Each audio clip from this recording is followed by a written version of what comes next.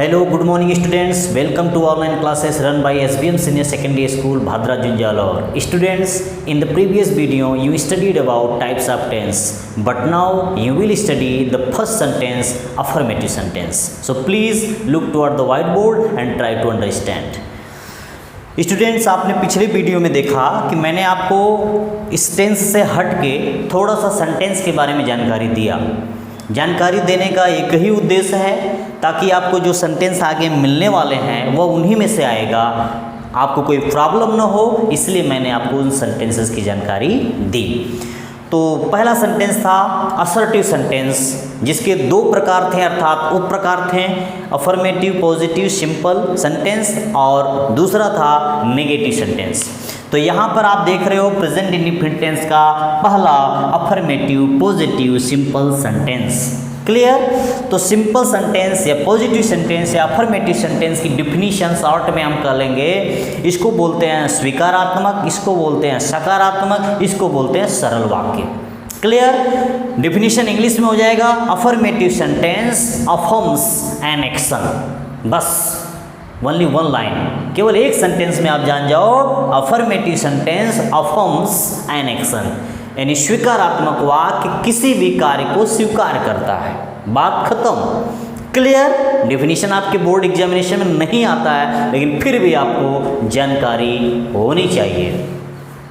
तो स्टूडेंट, सबसे बड़ी बात है कि आपको किसी भी सेंटेंस को पढ़ने से पहले उसके स्ट्रक्चर के बारे में जानना जरूरी है। तो मैंने देखो यहाँ पर सेंटेंस स्ट्रक्चर लिखा है, तो प्रेजेंट इंडेफिनिट टेंस के अफर्मेटिव सेंटेंस का स्ट्रक्चर क्या होता है उसको हम देख लेते हैं। सबसे पहले होता है सब्जेक्ट, फिर होता है मेन वर्ब फर्स्ट फॉर्म, फिर एस, ई एस, आई ई एस, फिर उसके बाद होता है डिटर्मिनर, फिर उसके बाद होता है ऑब्जेक्ट, फिर उसके बाद होता है अदर। ठीक है, अब ध्यान दीजिए student, subject, main verb, S या E S, I S, determiner, object और अदर, इतने आपके देखो 1 2 3 4 5 6 यहाँ पे दिखाई दे रहे हैं आपके व्हाइट बोर्ड पर। आपको इन सब के बारे में कंप्लीट नॉलेज होना चाहिए। What is subject, what is main verb, how we, ठीक है, add s, es, ies to the main verb, determiner, object और other, ये सब होते क्या हैं, इनके बारे में हमें जानकारी होनी चाहिए। तो सेंटेंस हम देखते हैं स्टूडेंट्स, एक हिंदी का सेंटेंस देखें या तो इंग्लिश का सेंटेंस देखें, उसी से हम सारा क्लियर करते चले जाएंगे। जैसे हम एग्जाम्पल ले लें स्टूडेंट, गौर से देखिएगा, जैसे हम कर लें राम, ठीक है, अपनी पुस्तक प्रतिदिन पढ़ता है। स्टूडेंट्स, गौर से देखिएगा, राम अपनी पुस्तक प्रतिदिन पढ़ता है। मैंने पहले वीडियो में, ठीक है, सिलेबस के बाद जो आपको मैंने बताया था, पढ़ता है किसी भी हिंदी वाक्य के पीछे हिंदी क्रिया के साथ ता ते ती आए और है हो हूँ आए तो वह पहचान प्रेजेंट इंडेफिनिट टेंस की होती है, ये आप जानते हैं। क्लियर है? देखिए स्टूडेंट्स, यहाँ पे पढ़ता आया है, पढ़ता को आप इंग्लिश में क्या बोलते हैं, रीड, और हिंदी में बोलते हैं पढ़ना। क्लियर हो गया? कोई प्रॉब्लम बताना है आप? देख लीजिए, यही पढ़ना है। पढ़ना मैंने ना भी बताया था कि कैसे ना आता है तो वो वर्ब होती है। ठीक है, वर्ब का काम क्या होता है, तो देखिए पढ़ना, ठीक है, पढ़ता बदल गया है, यानी पढ़ना ही पढ़ता में चला गया है। क्यों चला गया? क्योंकि प्रेजेंट इंडेफिनिट टेंस का सेंटेंस है। वहाँ क्लियर हो गया कि जो ता ते ती आया है वर्ब में ही आया है, ये आपकी वर्ब है, ठीक है, अर्थात क्रिया है। क्लियर? अब स्टूडेंट्स गौर से देखिएगा कि हम सब्जेक्ट की बात करते हैं, हम मेन वर्ब की बात करते हैं, S E S I S की बात करते हैं, डिटर्मिनर की बात करते हैं और ऑब्जेक्ट और अदर की बात करते हैं। तो ये कैसे, इनको कैसे लिखते हैं, कैसे समझते हैं, इनको ज़रा गौर से देखेंगे। तो स्टूडेंट्स, आप राम को देख रहे हो, तो राम आपका ऐसे फार्मूले के अनुसार कर्ता हो गया, ठीक है। मेन वर्ब आप बात करते हो तो ये मुख्य क्रिया, ठीक है। उसी फॉर्मूला को हम थोड़ा हिंदी में लेके चलते हैं, SES और IES, ठीक है ना। अब इसके बाद आता है निर्धारक, निर्धारक के बाद आता है कर्म, और कर्म के बाद आता है अन्य। स्टूडेंट्स देख लीजिए, आपके व्हाइट बोर्ड पर मैंने इन चीज़ों को लिख दिया है। अब आप ध्यान दीजिएगा, हिंदी क्रिया के साथ SES नहीं लगाते हैं, मैंने आपको समझाने के लिए लिखा है, इसको ही आप समझिएगा। तो सब्जेक्ट को हिंदी में कहते हैं कर्ता, मेन वर्ब को हिंदी में कहते हैं मुख्य क्रिया। SES IES एक छोटे छोटे सब वर्ड्स हैं, ठीक है, लेटर्स हैं, इनको लगाया जाता है मेन वर्ब के साथ। डिटरमिनर को हिंदी में कहते हैं निर्धारक, और ऑब्जेक्ट को कहते हैं कर्म, आप जानते ही हैं। O का मतलब अदर्स, अदर्स को कहते हैं अन्य, अर्थात ऑब्जेक्ट के बाद आने वाले जो शब्द होते हैं, जो फ्रेजेस होते हैं, उनको हम अदर्स में लेके जाते हैं। क्लियर हो गया स्टूडेंट्स? सबसे पहले what is subject? The first question is what is subject? How can we define subject? यहाँ पे सब्जेक्ट होता क्या है, इसको जानना जरूरी है। तो स्टूडेंट्स आप भी जानते हैं, हम भी जानते हैं, जो सर्वव्यापी परिभाषा है उसी को हम लेते हैं, फिर बाद में हम देखेंगे बाकी बात, लेकिन पहले उसी को देखते हैं। यानी किसी भी सेंटेंस में जो कार्य करता है, ठीक है, या किसी भी सेंटेंस में जिसके द्वारा कार्य किया जाता है वही कर्ता होता है। ये हम भी जानते हैं, आप भी जानते हैं, सारी दुनिया जानती है। क्लियर हो गया?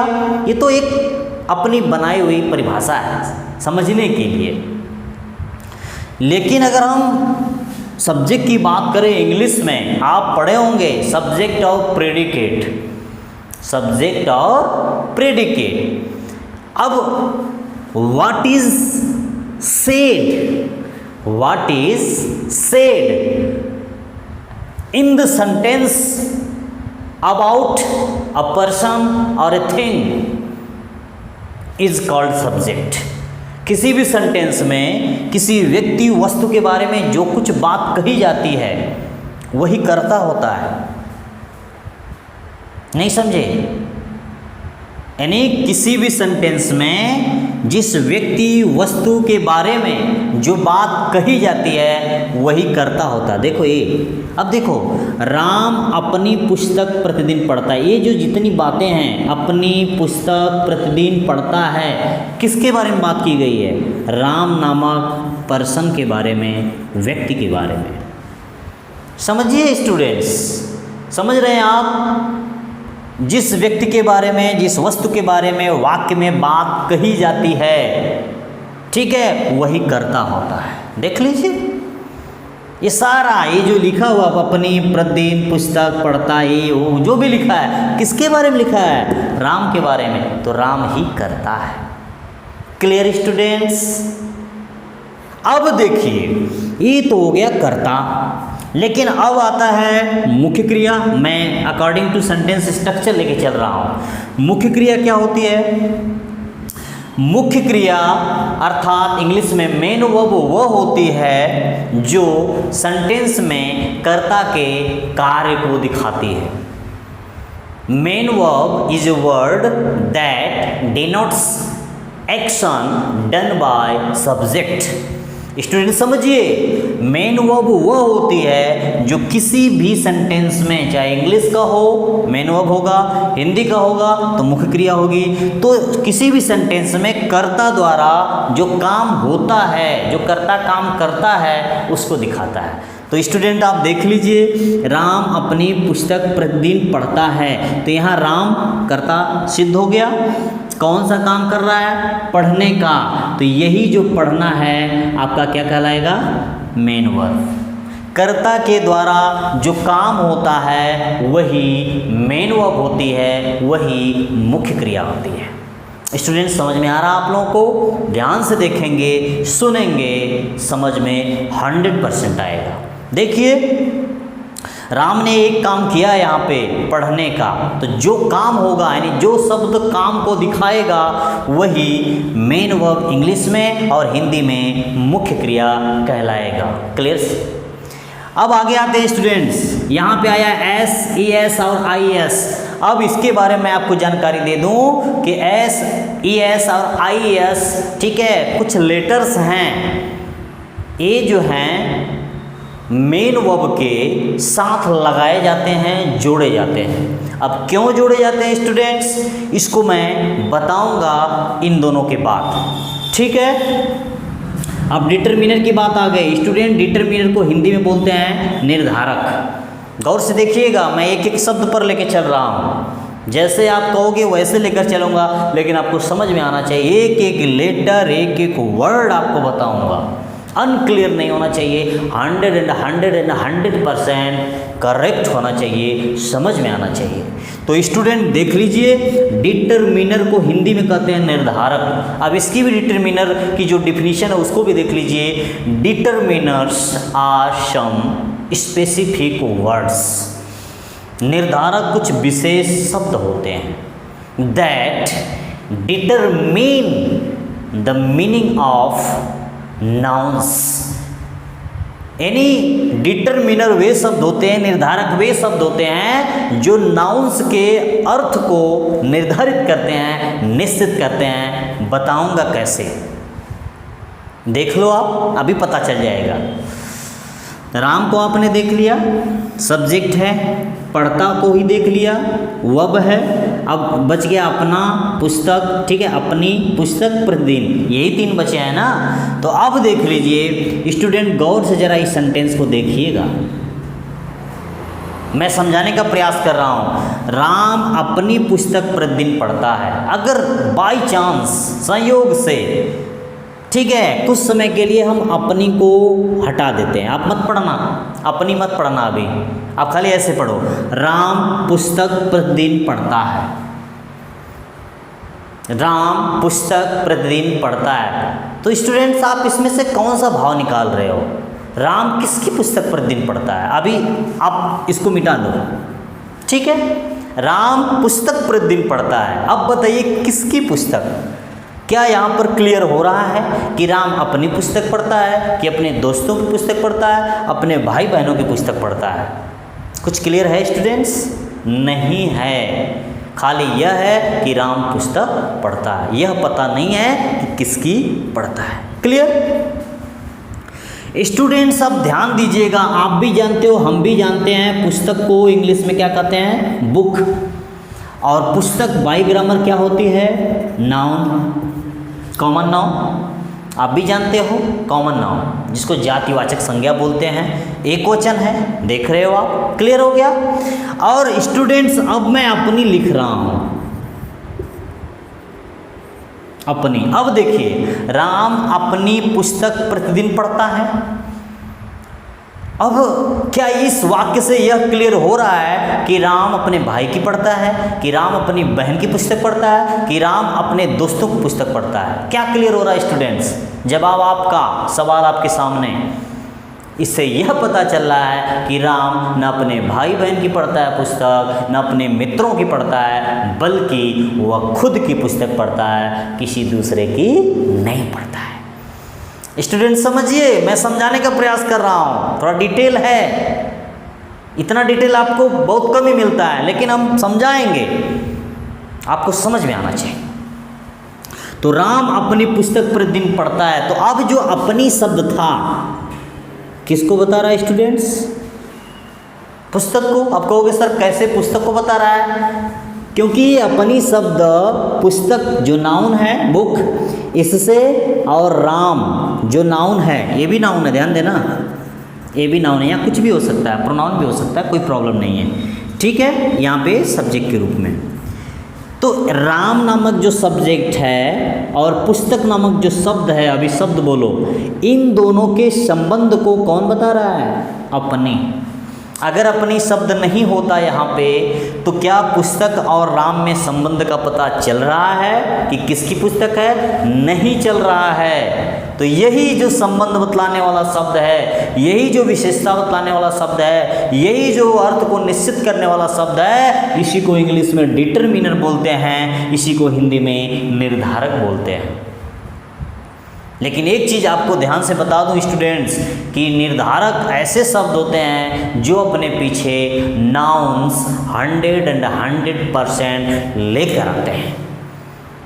इनको एडजेक्टिव भी बोलते हो आप, लेकिन एडजेक्टिव अपने साथ नाउन लेकर भी आ सकता है, बिना नाउन का भी आ सकता है, लेकिन निर्धारक जो होते हैं, डिटरमिनर्स जो होते हैं 100% उस नाउन को लेकर आएंगे जिसकी वह विशेषता बतलाते हैं। देख लीजिए, इन्हीं की विशेषता बतलाएं और इन्हीं को लेकर आए हैं। देख रहे हो ना स्टूडेंट्स, कहीं भी आप देख लेना, दुनिया के किसी भी हिंदी वाक्य में, दुनिया के किसी भी इंग्लिश सेंटेंस में कहीं भी अगर डिटरमिनर होगा, डिटरमिनर कई प्रकार के होते हैं, आगे की बात है, कई प्रकार के होते हैं, लेकिन जितने भी प्रकार के होते हैं बिना नाउन के नहीं आते हैं। स्टूडेंट्स आप कान खोलकर सुन लीजिए, बिना नाउन के there is no determiner without nouns. Understood? Clear हो गया? अब मैंने इनको बता दिया। अब बात आती है इसकी ऑब्जेक्ट की। ध्यान से सुनना, ऑब्जेक्ट को हिंदी में कहते हैं कर्म। क्या कहते हैं स्टूडेंट? कर्म। इंग्लिश में बोलते हैं ऑब्जेक्ट। ऑब्जेक्ट कई होते हैं, ध्यान देना, यहाँ पे कर्म है। ऑब्जेक्ट मीन्स लक्ष्य भी होता है, ऑब्जेक्ट मीन्स वस्तु भी होता है, लेकिन यहाँ पर कर्म से मतलब है। Clear students? अब यहाँ पे देखिएगा परिभाषा, ऑब्जेक्ट की परिभाषा। मैं छोटी छोटी चीजें बता रहा हूँ। सब्जेक्ट के कार्य का फल, सब्जेक्ट के कार्य का फल जिस पे पड़ता है वही ऑब्जेक्ट कहलाता है। बात को समझिएगा स्टूडेंट, सिंपल सी बात है, ठीक है। अब यहां पे कहेंगे object is a word, object is a person, object is a thing that suffers the action done by subject. कर्म वह होता है जो कर्ता के द्वारा किए गए कार्य का फल भुगतता है। अब कहोगे सर कैसे फल भुगतता है? कर्ता के कार्य का फल उस पर कैसे पड़ता है? देखते हैं, उसको भी देखते हैं, बाकी देख लिए उसको भी देखते हैं, लेकिन आप गौर से देखिएगा। राम अपनी पुस्तक प्रतिदिन पढ़ता है, तो राम कौन सा काम कर रहा है? पढ़ने का। क्या पढ़ने का? पुस्तक। समझ में आ रहा है? पुस्तक ही तो पढ़ रहा है। तो अगर राम नहीं पढ़ता तो क्या पुस्तक पढ़ी जाती? पहला चैप्टर या पहला पेज, पहली पोयम, कोई भी चीज़ हो वो पढ़ी जाती? नहीं पढ़ी जाती। क्लियर? राम को समझ में आता? नहीं समझ में आता। पुस्तक खुलती? नहीं खुलती। लेकिन यहाँ राम पुस्तक को पढ़ रहा है, तो इस पढ़ने का जो कार्य है इसका फल किस पे पड़ रहा है? पुस्तक पे। कैसे फल पड़ रहा है? पुस्तक को बैग से निकालने का फल, पुस्तक को खोलने का फल, पुस्तक को पढ़ने का फल, पुस्तक को समझने का फल। किसी भी प्रत्यक्ष या अप्रत्यक्ष तरीके से प्रभाव पड़ना चाहिए, चाहे जैसे। देख लीजिए, पुस्तक तो बैग में थी, लेकिन राम ने क्या किया? पढ़ने का काम शुरू किया और अपने आप वो बैग से बाहर राम के द्वारा निकाली गई और पेज को खोलकर पढ़ी गई और उसमें से कुछ सीखा गया। तो फल किस पे पड़ा? पुस्तक पे। तो कर्ता के कार्य का फल जिस पे पड़ता है वही कर्म होता है स्टूडेंट्स, वही ऑब्जेक्ट होता है स्टूडेंट्स। आप इस बात को समझ जाइए। अंडरस्टूड? अब आगे देख लो, ऑब्जेक्ट के बाद अदर आता है। अदर्स में ज़्यादातर स्टूडेंट्स आपको एडवर्ब्स मिल जाएंगे, ठीक है, एडवर्बियल फ्रेज मिल जाएंगे, एडजेक्टिव फ्रेज मिल जाएंगे, नाउन्स मिल जाएंगे, नाउन्स फ्रेज मिल जाएंगे, ठीक है। जो ऑब्जेक्ट के बाद आते हैं वह फ्रेज के रूप में आते हैं। जैसे यहाँ पे दे दिया प्रतिदिन, तो यहाँ तो एडवर्ब ऑफ टाइम दिया है जो डेली को बता रहा है, एडवर्ब ऑफ फ्रीक्वेंसी, ठीक है, ये टाइम को बताता है, डेली के टाइम को बताता है, प्रतिदिन के समय को बताता है, इसलिए एडवर्ब होता है। स्टूडेंट एक चीज़ मैं आपको और बता दूं यहाँ पे कि मैंने ये जो ऑब्जेक्ट बताया है यह दो प्रकार के होते हैं। एक होता है डायरेक्ट ऑब्जेक्ट, एक होता है इनडायरेक्ट ऑब्जेक्ट। डायरेक्ट ऑब्जेक्ट को हिंदी में कहते हैं प्रत्यक्ष कर्म और इनडायरेक्ट ऑब्जेक्ट को कहते हैं अप्रत्यक्ष कर्म। उस पर भी चर्चा हम जरूर करेंगे। लेकिन सबसे पहले स्टूडेंट्स मैंने एक चीज़ छोड़ा था यहाँ पे SES और IS, इसके बारे में आपको जानकारी देना जरूरी है। तो स्टूडेंट्स आप गौर से देखिएगा, मैंने यहाँ पे इन चीज़ों को छोड़ा है। आपको मैंने बताया था, ठीक है, आप जानते भी हो कि कोई भी जो वर्ब होती है, ठीक है, फर्स्ट फॉर्म में होती है, ठीक है, सेकेंड फॉर्म में होती है, ठीक है, और थर्ड फॉर्म में होती है। क्लियर। फिर उसके बाद इसका फोर्थ फॉर्म भी आता है और इसका फिफ्थ फॉर्म भी आता है। इतनी वर्ब की फॉर्म आती हैं। तो स्टूडेंट जैसे मैं यहाँ पे गो कर लूँ, यहाँ पे वेंट कर लेता हूँ, यहाँ पे गॉन कर लेता हूँ, यहाँ पे जो इसको आप लेके चलते हो इसको आप, ठीक है, गोस कर लो, यहाँ पे इसको गोइंग कर लो। दुनिया में जितनी वर्ब हैं स्टूडेंट, ध्यान से सुनना, जितनी भी वर्ब्स हैं वह इन्हीं फॉर्म में आती हैं जिनको आप मेन वर्ब बोलते हो। तो एक चीज़ मैं आपको स्टूडेंट आज नया बताने जा रहा हूँ, शायद आपको मालूम होगा, लेकिन फिर भी अगर आप रिवाइज नहीं किए होंगे तो आप गौर से कान खोलकर सुन लीजिए कि दुनिया की जितनी भी वर्ब्स हैं वह प्लूरल होती हैं। मैं इनकी बात कर रहा हूँ, फर्स्ट फॉर्म की बात कर रहा हूँ। जितने दुनिया में काम हैं उतनी वर्ब हैं, ये आप भी जानते हो, हम भी जानते हैं। क्लियर, क्योंकि वर्ब काम को बताते हैं। क्लियर हो गया स्टूडेंट्स। तो दुनिया में जितनी भी वर्ब्स हैं इंग्लिश के वह प्लूरल होती हैं। क्या होती हैं? बहुवचन होती हैं। तो स्टूडेंट्स अभी तो इनकी चर्चा खत्म, अभी हम फर्स्ट फॉर्म पे आए हैं। क्यों? क्योंकि यहाँ पे हमको कौन सा फॉर्म मिला है? First form. इनके बारे में अन्य टेंसेस में जानकारी होगी, जबकि ये मिलेगा हमको यहाँ पे। क्लियर हो गया। तो स्टूडेंट्स गौर से सुनिएगा कि वर्ब में SES IS क्यों लगाया जाता है। ध्यान से सुनिएगा, सुन रहे हैं आप? मैंने बोला इंग्लिश की सारी वर्ब्स प्लूरल होती हैं। इसका मतलब क्या हुआ? प्लूरल सब्जेक्ट के साथ उनका यूज़ करने में कोई प्रॉब्लम नहीं है। क्लियर हो गया?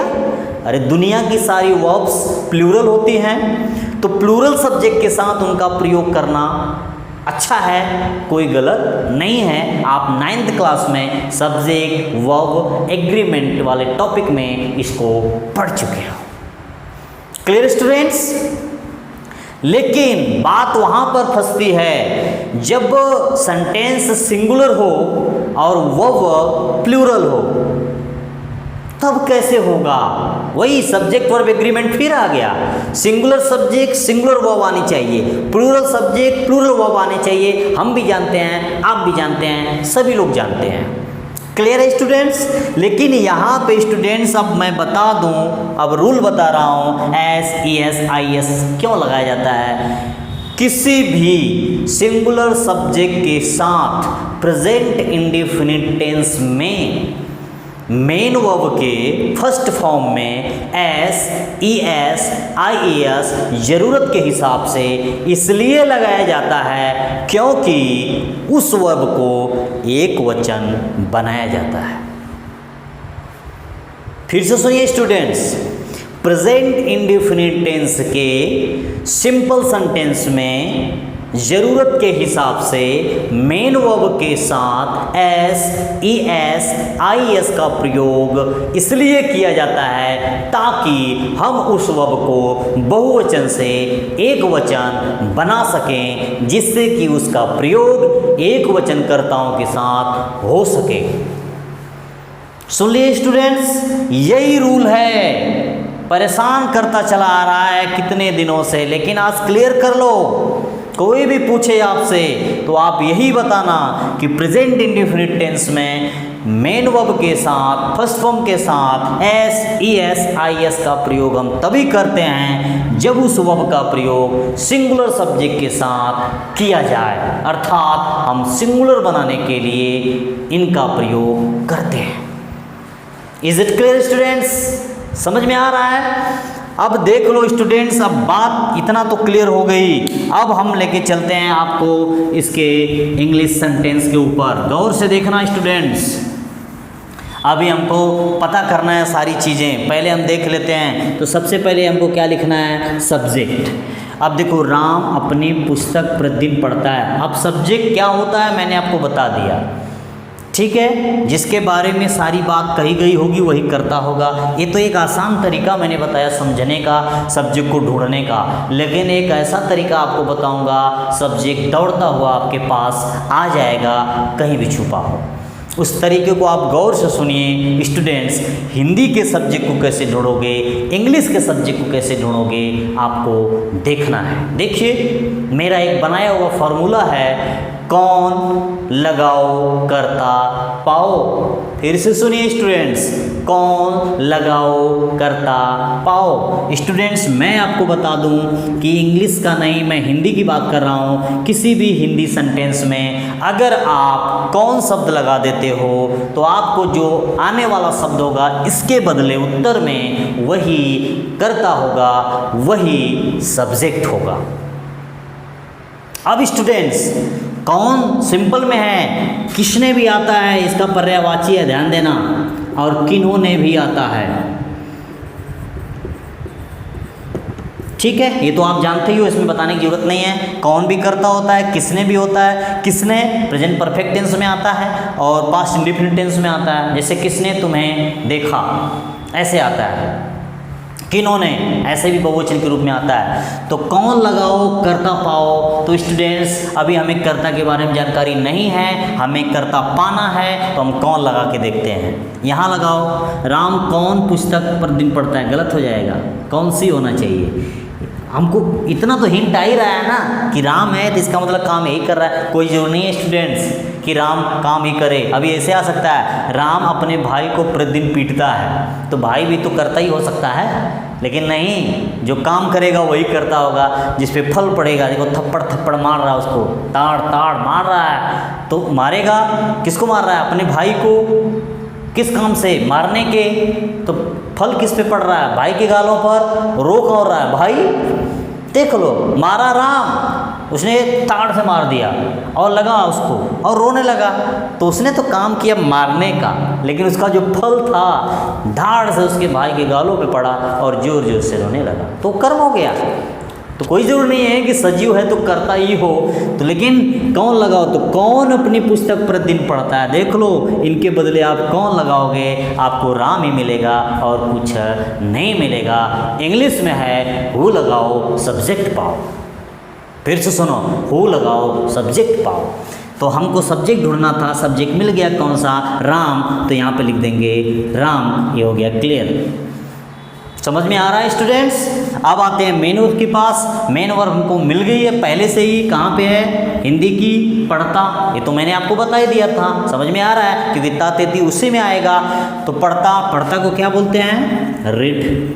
क्लियर। अब स्टूडेंट थोड़ा यहाँ पे समझना कि सब्जेक्ट सिंगुलर है कि प्लूरल। मैंने क्या बोला, इंग्लिश की सारी वर्ब प्लूरल होती हैं। तो अगर प्लूरल सब्जेक्ट होगा तो उसमें एस या एस लगाने की ज़रूरत नहीं होती है। ध्यान से सुनना, अगर सब्जेक्ट प्लूरल होगा तो वर्ब में एस या एस लगाने की ज़रूरत नहीं है, क्योंकि वर्ब जो है सब्जेक्ट से एग्री कर जाएगी और उसके साथ प्रयोग हो जाएगी। लेकिन डिफिकल्टी वहाँ होती है जब सब्जेक्ट सिंगुलर हो और वर्ब प्लूरल हो। तो वही है, जब सब्जेक्ट सिंगुलर हो प्रेजेंट इंडेफिनिट टेंस में और वर्ब प्लूरल हो, तो उस वर्ब को सिंगुलर बनाने के लिए, इस सब्जेक्ट के साथ प्रयोग करने के लिए हम सिंगुलर बनाएंगे। और सिंगुलर बनाने के नियम है एस, ई एस और आई ई एस के प्रयोग के द्वारा। ठीक है, उसको भी बताएंगे कहाँ एस लगता है, कहाँ ई एस लगता है, कहाँ आई एस लगता है, वो भी आपको बताया जाएगा। तो राम रीड, तो अभी यहाँ पे डी आया है, ध्यान दीजिएगा, लास्ट में डी आया है, उससे पहले दो स्वर आए हैं ई ए, इसलिए यहाँ पर केवल एस लगेगा। उसको भी मैं आपको बताऊंगा। राम रीड्स। अब ध्यान दीजिएगा, यहाँ तक हो गया, मेन वर्ब हो गई आपकी। ऐसे डिटरमिनर, डिटरमिनर मैंने आपको बता दिया है, निर्धारक होता है। निर्धारक वह होता है जो नाउन से पहले आता है, अर्थात ऑब्जेक्ट से पहले आता है और उसको निर्धारित करता है, उसके अर्थ को निश्चित करता है। तो ये वाला इनके अर्थ को निश्चित कर रहा है, तो पहले ये आएगा। चूंकि राम है ध्यान देना, एक चीज़ मैं आपको और बता दूं, इंग्लिश में अपना अपनी की अंग्रेजी नहीं होती है। जैसा करता होगा उसी के अनुसार उसके पजेसिव केस वाले एडजेक्टिव का प्रयोग करके, ठीक है, प्रोनाउन का प्रयोग करके हम अपना अपनी की अंग्रेजी पा लेते हैं। तो यह एक वचन थर्ड पर्सन पुरुष है, तो एक वचन थर्ड पर्सन पुरुष आप जानते हैं क्या होता है, ही। लेकिन ये सब्जेक्ट था तो ये भी सब्जेक्ट है। कह रहा है मुझे पजेसिव केस चाहिए, संबंध कारक चाहिए, तो ही का संबंध कारक होता है हिज एज एडजेक्टिव। तो राम रीड्स हिज, यहाँ तक हो गया स्टूडेंट। अब आएगा बुक, ठीक है, क्योंकि बुक राम के पढ़ने का फल किस पे पड़ रहा है, पुस्तक पे, तो यहाँ पे आ जाएगा बुक। और बचा क्या, जो बच गया वही हो जाएगा अदर्स। तो डेली बच गया, प्रतिदिन, तो यहाँ पे लिख देंगे डेली। स्टूडेंट्स गौर से आप देख लीजिए, Ram reads his book, Ram अपनी पुस्तक, अब डेली भी आया है तो अदर्स में जोड़ रहे हैं। Ram reads his book daily, Ram अपनी पुस्तक प्रतिदिन पढ़ता है। स्टूडेंट्स आप बताओ जहां आपको न समझ में आया, कमेंट करके ज़रूर बताओ कि सर मुझे ये नहीं समझ में आ रहा है। मैं कह रहा हूँ आपको 100% समझ में आएगा, केवल आप ध्यान से देखेंगे तो। एक एक शब्द पे चर्चा हो सकती है, घंटों घंटे चर्चा कर सकती है स्टूडेंट्स। इतनी गहराई है इंग्लिश में कि एक एक अगर वर्ड को हम लेके चलें तो घंटों घंटे चर्चा चलेगी, फिर भी समाप्त नहीं होगा। फिर भी मैं इतना बताने का प्रयास कर रहा हूँ कि जितना आपको समझ में आ जाए। ठीक है स्टूडेंट्स, तो ये था आपका पहला सेंटेंस जिसमें आपको, ठीक है, इस स्ट्रक्चर के आधार पे सेंटेंस बनाना था और सेंटेंस आपका बन गया। ठीक, तो कौन लगाओ कर्ता पाओ, क्या लगाओ कर्म पाओ। स्टूडेंट दूसरा फॉर्मूला, क्या लगाओ कर्म पाओ। देख लो, राम क्या प्रतिदिन पढ़ता है, पुस्तक पढ़ता है, तो पुस्तक कर्म हो गया। ध्यान देना, लेकिन क्या लगाओगे तो अक्सर ज़्यादातर निर्जीव कर्म पाओगे। क्या लगाने से हमें जो कर्म मिलेगा वह निर्जीव होगा। अपवाद के रूप में सजीव भी होता है, लेकिन ज़्यादातर निर्जीव होता है, इसे कहते हैं डायरेक्ट ऑब्जेक्ट। लेकिन एक और होता है, हुम लगाओ, यानी किसे, किसको, किनको लगाओ ऑब्जेक्ट पाओ। अगर सजीव वाला आपको ऑब्जेक्ट पाना है तो यहाँ पर आपको किसे, किसको, किनको लगाना पड़ेगा और आपको ऑब्जेक्ट मिल जाएगा। इंग्लिश में व्हाट लगाओ ऑब्जेक्ट पाओ, हुम लगाओ ऑब्जेक्ट पाओ, क्योंकि दो ऑब्जेक्ट होते हैं स्टूडेंट्स, मैंने आपको भी बताया था। एक होता है डायरेक्ट, एक होता है इनडायरेक्ट।